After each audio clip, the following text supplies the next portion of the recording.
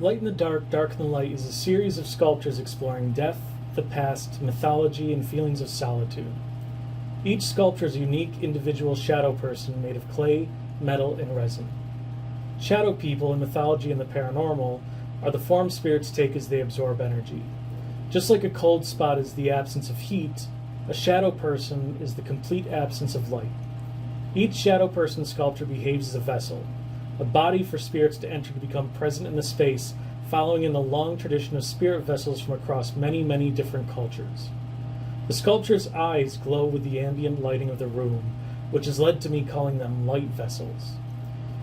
When all of these combined radiating eyes in physically uncanny human-like forms occupy a space, the viewer is forced to address the presence of these forms and the eerie lack of solitude in the space.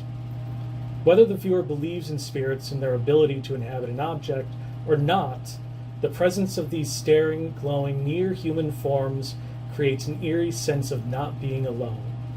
As vessels for spirits, the audience has to acknowledge the past and loss while experiencing an odd tension from the potential for both solitude and the presence of unknown others.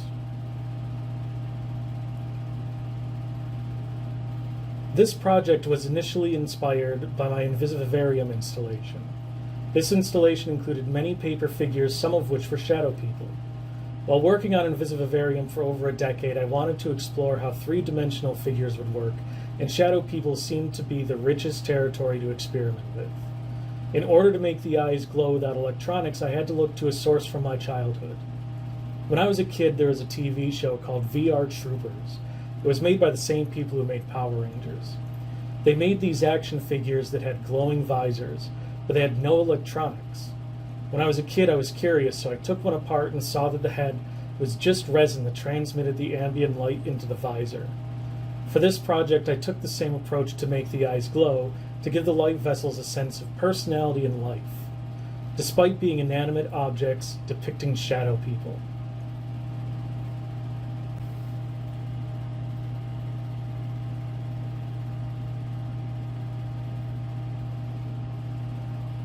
There's a lot of room for growth in this project, just like my Invisivivarium project. I'm only going to know how to test the limits of the conceptual and technical aspects of this project by making a lot of light vessels. So the current plan is to make about 50 and see where it goes from there. This will give me the opportunity to experiment with scale, lighting, placement, expression, and interactions with my Invisivivarium and Place and Parable projects.